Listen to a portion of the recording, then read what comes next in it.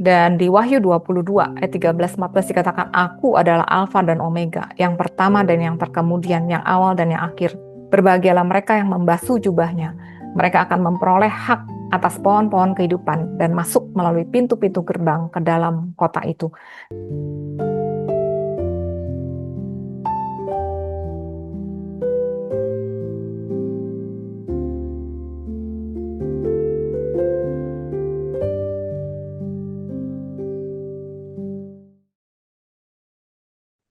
Nah, setelah penuh waktunya ya, kita tahu setelah itu Tuhan Yesus akan datang di awan-awan untuk mengangkat kita ya. Jadi kita akan rapture.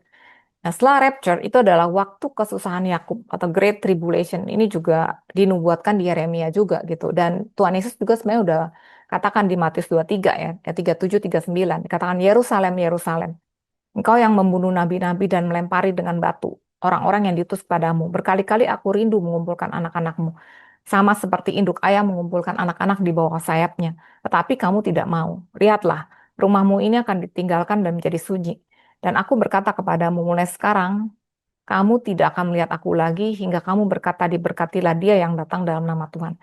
Jadi karena bangsa Israel itu menolak, mau diselamatkan, tapi mereka nggak mau, ya udah, lihat rumahmu akan ditinggalkan dan menjadi sunyi. Jadi ya pada waktunya, pada saat rapture, ya kita yang percaya kita akan diangkat, mereka tuh akan ditinggalkan gitu. Dan dikatakan kamu nggak akan lihat hingga kamu berkata diberkatilah dia yang datang dalam nama Tuhan. Dan ini ketika Tuhan Yesus datang second coming-nya. Setelah mereka masa kesusahan besar, baru Tuhan Yesus akan datang lagi dan mereka itu akhirnya bisa berkata, Bahuka Baba Hashem Adonai, diberkatilah dia yang datang dalam nama Tuhan. Dan mereka juga akan diselamatkan gitu ya. Jadi kita bisa lihat di sini, begitu luar biasanya nubuatan. Ini kita dari Ruben sampai ke Yusuf ya. Kita udah lihat Yusuf. Di sini di Ulangan 33, berkat dari Musa kepada Yusuf dikatakan berkat-berkat itu biarlah semuanya turun ke atas kepala Yusuf, ke atas batu kepala orang yang teristimewa di antara saudara-saudaranya. Dikatakan anak sulung lembu sapinya adalah kegemilangan dan tanduk-tanduknya seperti tanduk-tanduk lembu hutan. Dengan itu ia akan menanduk bangsa-bangsa seluruh bumi dari ujung ke ujung. Jadi di sini dikatakan tanduk-tanduknya seperti tanduk-tanduk lembu hutan dan akan menanduk bangsa-bangsa. Karena ini nubuatan juga bahwa setelah kita diangkat dan masa kesusahan besar di sini ya, Great Tribulation, itu bangsa Israel tuh akan diserang oleh bangsa-bangsa ya, dari seluruh bumi ujung ke ujung. Tapi Tuhan itu akan menyelamatkan. Dia akan menanduk bangsa-bangsa. Dia akan menyelamatkan Israel gitu ya. Umatnya biar bagaimana itu juga anaknya gitu ya. Di Zakaria 14 di situ dinubuatkan kemudian Tuhan akan berperang melawan bangsa-bangsa itu seperti ia berperang pada hari pertempuran. Pada waktu itu kakinya akan berjejak di Bukit Zaitun yang terletak di depan Yerusalem di sebelah timur. Ini pada saat dia datang kedua kali ya, second coming. Di Yeskiel di buku yang lain Perjanjian Lama juga dikatakan ya ayat 3, pasal 39 kita juga ada pernah bahas ini. Di atas gunung-gunung Israel engkau akan rebah dan seluruh bala tentaramu, ini musuh-musuhnya ya, beserta bangsa-bangsa yang menyertai engkau akan kuberikan kepada burung-burung buas dari segala jenis dan kepada binatang-binatang buas menjadi makanannya. Dan aku akan menyatakan namaku yang kudus di tengah-tengah umatku Israel. Dan aku tidak lagi membiarkan namaku yang kudus dinajiskan, sehingga bangsa-bangsa akan mengetahui bahwa akulah Tuhan yang maha kudus di Israel. Jadi pada akhirnya juga dia akan membela Israel ya. Dia akan berperang untuk Israel. Nah, ini adalah yang terakhir, Benyamin. Ini adalah berkat dari Yakub kepada Benyamin. Kita lihat di sini, Yerusalem itu adalah punyanya Benyamin. Gibeon juga punyanya Benyamin. Kita tahu sebelumnya waktu Bait Suci masuk ke tanah perjanjian itu kan ada di Shiloh, dari Shiloh terus ke Gibeon. Kita tahu di Gibeon ini tempatnya Raja Salomo mempersembahkan 1.000 korban bakaran gitu ya. Nah, terus Raja Daud itu memindahkan ibu kotanya dari Hebron ke Yerusalem. Di sini juga nih, di wilayahnya Benyamin. Di Kejadian 49, di sini berkat Yakub kepada Benyamin dikatakan Benyamin adalah seperti serigala yang menerkam. Pada waktu pagi ia memakan mangsanya dan pada waktu petang ia membagi-bagi rampasannya. Jadi mangsanya itu adalah musuhnya ya, dia merekam musuhnya, kemudian dia membagi-bagi rampasannya. Di Ulangan 33 ini berkat dari Musa kepada Benyamin. Di sini dikatakan tentang Benyamin, ia berkata, kekasih Tuhan yang diam padanya dengan tentram.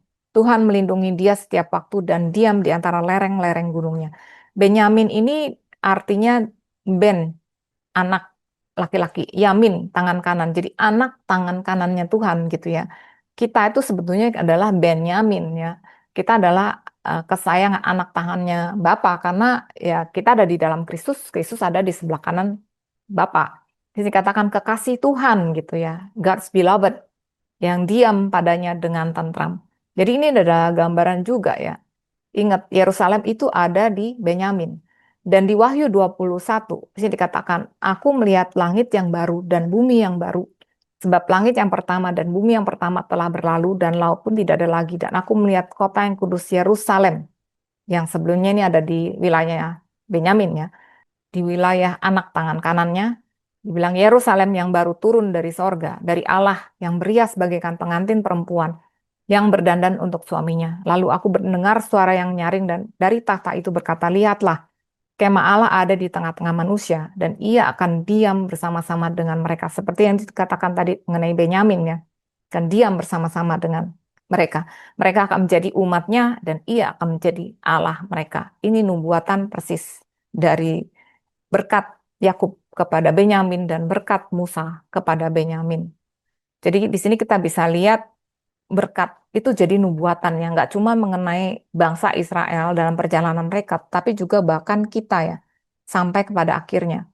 Karena dikatakan pada hari-hari yang terakhir ya, beakhirat hayamin.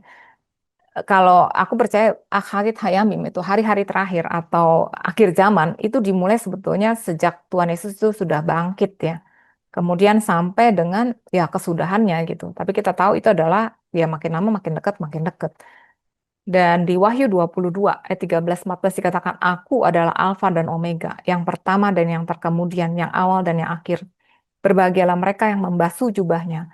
Mereka akan memperoleh hak atas pohon-pohon kehidupan dan masuk melalui pintu-pintu gerbang ke dalam kota itu. Jadi kita sudah membasuh jubah di dalam jubah Kristus. Karena kita memakai jubah kebenarannya ya. Kita memperoleh hak atas pohon kehidupan. Kristus itu adalah pohon kehidupan. Dia sebenarnya in the first place, dia adalah pohon kehidupan yang ada di Taman Eden gitu. Dan kita sudah masuk, kita makan dari pohon kehidupan itu gitu. Jadi kita masuk ke dalam pintu gerbang. Pada akhirnya kita akan bersama-sama dengan Tuhan selama-lamanya. Karena kita adalah anak dari tangan kanannya. Di Yohanes 14 dan Yohanes 3 di sini dikatakan, kata Yesus kepadanya, akulah jalan dan kebenaran dan hidup. Tidak ada seorang pun yang datang kepada Bapa kalau tidak melalui aku. Satu-satunya jalan adalah melalui Yesus Kristus.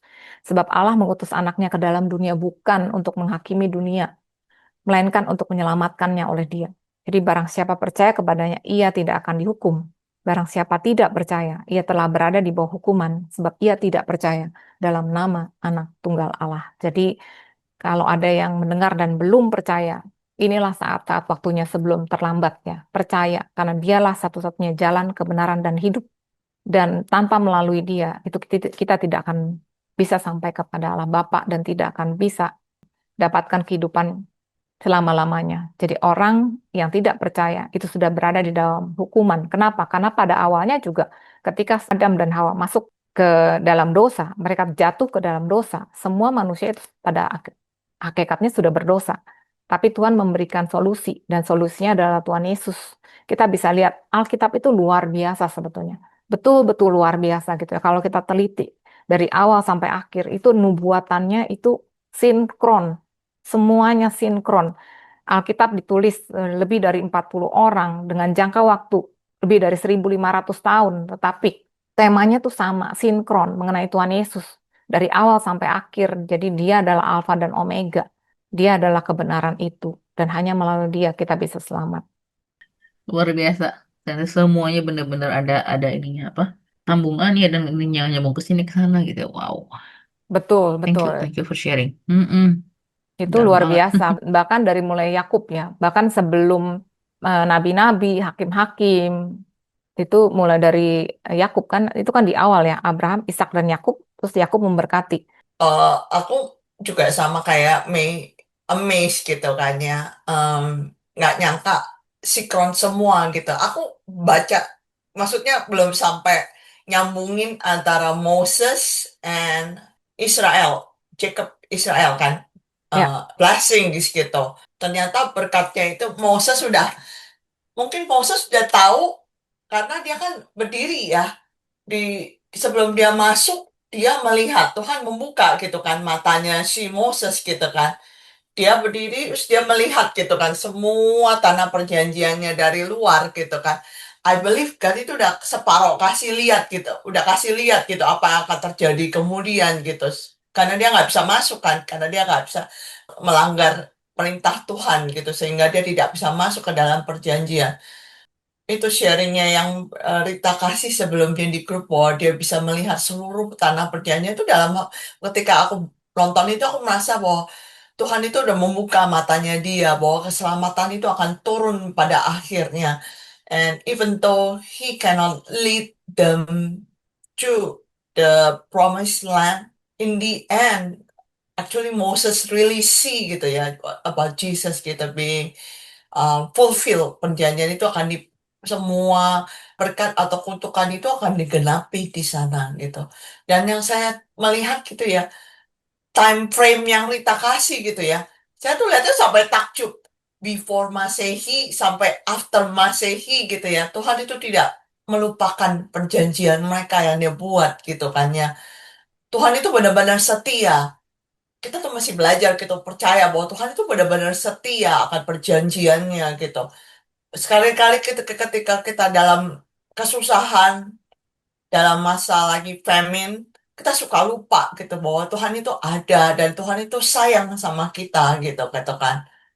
Tapi begitu lihat aku diingatkan kembali dilihat time frame-nya bahwa Tuhan itu setia. Marilah kita mengingat Dia sebagai Allah yang setia.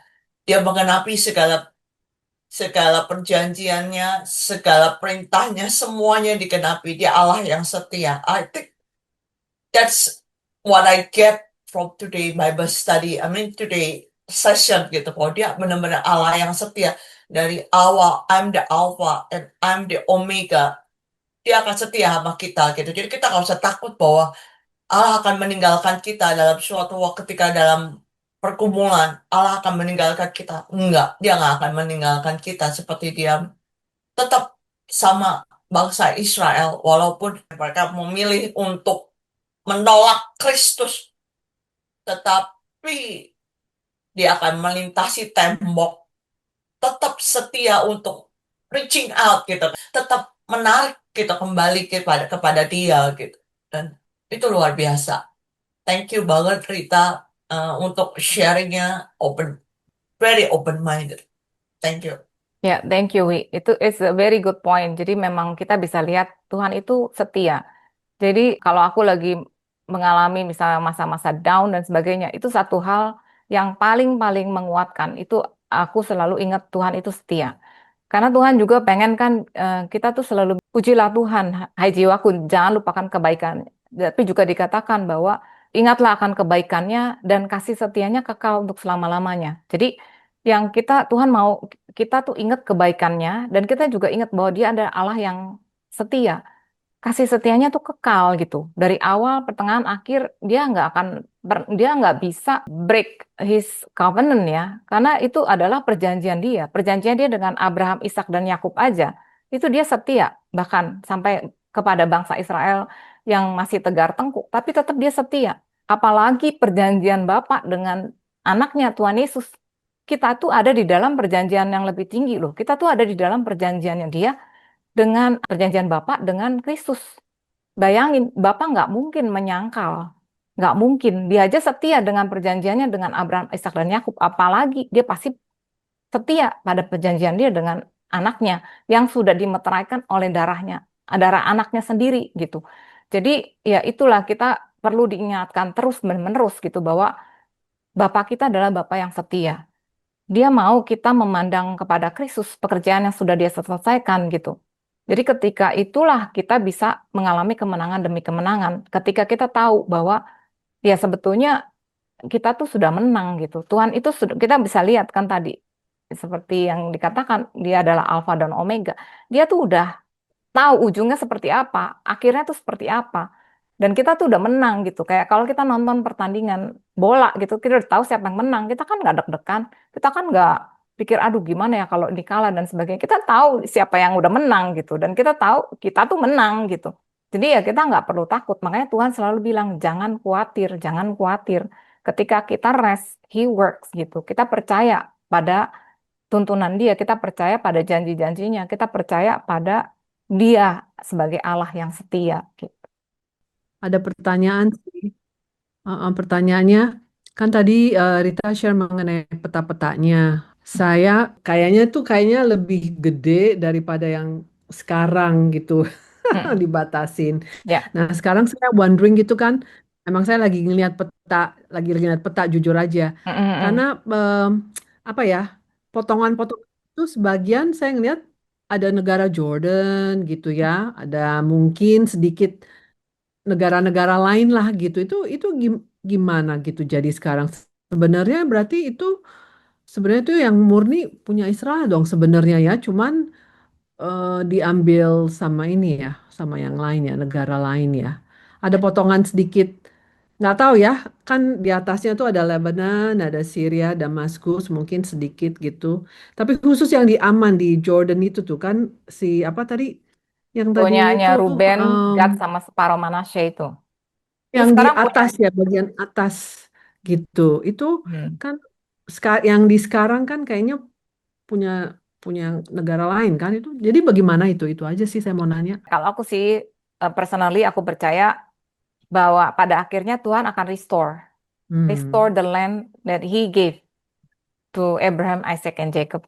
Ya, aku percaya sih pada akhirnya tuh Tuhan akan mengembalikan gitu, bagaimanapun caranya mungkin nanti ya, jadi pada saat setelah Great Tribulation gitu. Tetapi ya kita tahu bahwa bahkan dulu sebelumnya kan mereka kan setelah mereka eh, diaspora gitu kan, itu kan tanah itu diduduki kan. Sampai akhirnya itu betul-betul luar biasa diberikan lagi kepada bangsa Israel. Dan awalnya itu kan juga awalnya kan lebih sempit kan. Nah, terus kan tadinya mau dibagi jadi dua state, terus kan Palestina nggak mau. Jadi akhirnya ya Israel mendeklarasikan kemerdekaannya. Nah, terus sudah gitu, Israel itu kan diserang kan sama negara-negara Arab sekelilingnya kan, waktu perang 6 hari, 7 Juni tahun 1967 gitu kan. Tapi akhirnya justru Israel menang dan dia mengambil bahkan bagian-bagian yang sebelumnya dikuasai negara lain. Kayak misalnya tepi barat itu kan apa Yerusalem Timur, dataran tinggi Golan, jalur Gaza gitu kan. Itu kan tadinya kan akhirnya kan diambil lagi kan. Gaza itu kan tadi juga dikuasai Mesir gitu. Terus kan diambil sama Israel. Udah diambil sama Israel tuh kan akhirnya terus kan ada apa perjanjian lah, perjanjian Oslo dan sebagainya gitu. Akhirnya tahun 94 Israel menyerahkan Gaza itu dan tepi barat gitu kan. Ya, ya ini semasa sekarang ini pasti nggak utuh lah. Karena Hmm. apalagi nanti Israel tuh bakal diserang gitu kan sama bangsa-bangsa lebih parah lagi gitu kan. Tetapi kalau aku personally, aku percaya Tuhan akan mengembalikan gitu. Karena dia setia dengan janjinya kepada Abraham, Ishak dan Yakub. Itu sudah dikasih kan. Waktu bahkan perjanjian Tuhan kepada Abraham dibilang lihat karena east, west, north, south gitu. Apa yang kamu lihat itu akan menjadi tanah kamu gitu kan. Dan dikatakan melalui keturunanmu bangsa-bangsa akan diberkati gitu. Jadi aku percaya nubuat dia, perjanjian dia adalah kekal gitu. Jadi dia pasti akan memberikan gitu apapun itu. Tapi ya kita nggak tahu kapan waktunya kan. Ya, mari kita bersatu dalam doa. Bapa kami mengucap syukur Bapa karena Engkau Allah yang setia. Engkau adalah Allah yang baik dan kasih setiamu kekal untuk selama-lamanya. Kami percaya Tuhan Engkau adalah Alfa dan Omega, yang awal dan yang akhir. Dari awal sampai selama-lamanya, Engkau adalah kekal. Terima kasih Tuhan, dan kami bisa melihat betapa Engkau luar biasa Tuhan. Engkau sudah menubuatkan bahkan apa yang akan terjadi di akhir zaman, bahkan dari awal Engkau sudah memberitahukan melalui firman-firman-Mu. Terima kasih Tuhan, ajar kami untuk senantiasa setia Tuhan, senantiasa kami boleh semakin hari semakin mengerti kehendak Engkau, semakin mengerti hatimu, semakin mengerti firman-firman-Mu Tuhan, supaya kami boleh semakin mengenal Engkau. Dan ketika kami mengenal Engkau, Engkau sendiri berkata, ketika kami memandang kepada Engkau, kami akan diubahkan dalam kemuliaan yang semakin besar. Kami akan mengalami kemenangan demi kemenangan, karena Engkau sudah menang atas maut. Terima kasih Bapa, kami mau serahkan seluruh kehidupan kami, apapun yang kami lakukan, Kau buat berhasil untuk kemuliaan Engkau. Kau berkati juga seluruh keluarga kami. Kau melindungi kami, Tuhan. Kau menyinari kami dengan wajah-Mu dan memberikan pada kami kasih karunia-Mu. Engkau menghadapkan wajah-Mu kepada kami dan memberikan pada kami damai sejahtera-Mu. Kasih-Mu Bapa, kasih karunia-Mu Tuhan Yesus, penyertaan Roh Kudus menyertai kami sekarang sampai selama-lamanya. Dalam nama Tuhan Yesus kami berdoa dan mengucap syukur. Amin.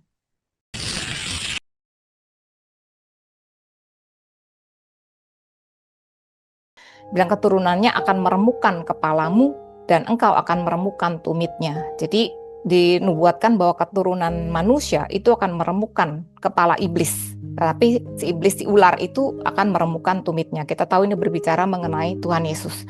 Tetapi kan si iblis saat itu dia nggak tahu ya. Dia pikir, wah keturunan Adam dan Hawa langsung nih yang akan meremukkan kepala dia gitu. Jadi dia cari cara gimana caranya supaya nggak ada keturunan Adam dan Hawa itu yang bisa meremukkan kepalanya dia. Halo semuanya, salam sejahtera dan semoga semua dalam keadaan sehat. Selamat berjumpa dalam Grace for Indonesia. Nama saya Rita. Saya dan teman-teman adalah bagian dari kelompok sel yang bernama Sola Gracia Life Group. Kalau kalian punya pertanyaan seputar topik yang kami bahas, atau ada topik menarik yang ingin kami bahas dalam pertemuan selanjutnya, ataupun kalian memiliki prayer request untuk didoakan, silakan masukkan dalam komen.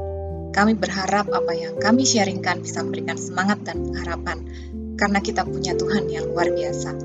Kalau video ini memberkati kalian, tolong di like, subscribe, dan di share, supaya menjadi berkat juga buat banyak orang. Terima kasih, Tuhan Yesus memberkati.